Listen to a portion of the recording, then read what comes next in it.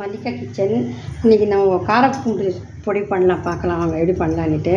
பாருங்கள், அதுக்கு ஒரு அரை கப்பு கடலப்பருப்பு வச்சுருக்கோம், அரை கப்பு உளுத்தம்பருப்பு வச்சுருக்கோங்க, ஒரு முழு பூண்டு இருக்குது, காஞ்ச மிளகா ஒரு 6, நம்ம காரத்துக்கு ஏற்ற மாதிரி தகுந்த மாதிரி போட்டுக்கலாங்க. ஒரு அரை ஸ்பூனு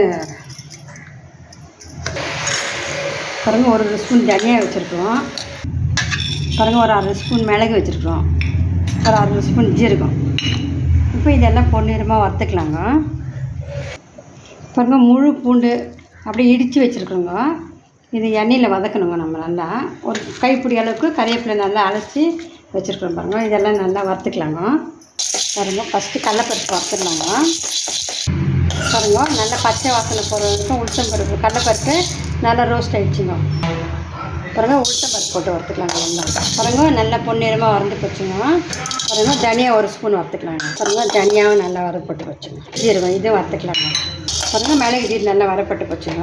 ஒரு நாங்கள் 6 மிளகா போட்டுருந்தோம், உங்களுக்கு தேவையானது நீங்கள் போட்டுக்கலாம். பாருங்கள், மிளகாவும் நல்லா வரப்பட்டு போச்சுங்க. பாருங்கள், கறிவேப்பிலை நல்லா அரைச்சி வச்சுருக்கோம், இது நல்லா இது பண்ணிக்கலாங்க. பாருங்கள், கறிவேப்பிலை நல்லா வரப்பட்டுச்சுங்க.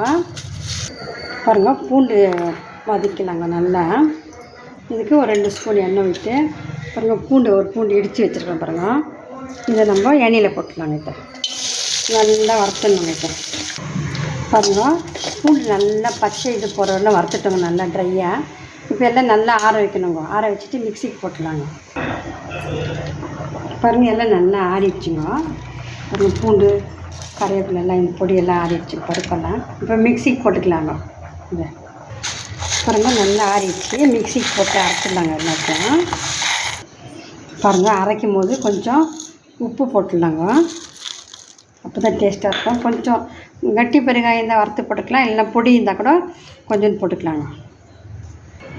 பாருங்கள், நல்லா காரப்பொடி பூண்டு காரப்பொடி அரைச்சிட்டுங்க.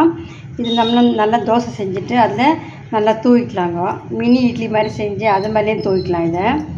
இதை நல்லா ஆற வச்சு ஸ்டோர் பண்ணி வச்சுக்கணுங்க. பூண்டு காரப்பொடி ரெடி ஆகிடுச்சுங்க. எப்படி இருக்குதுன்னு சாப்பிட்டு கமெண்டில் போடுங்க. லைக் பண்ணுங்கள், ஷேர் பண்ணுங்கள், பெல் பட்டன் ப்ரெஸ் பண்ணுங்கள்.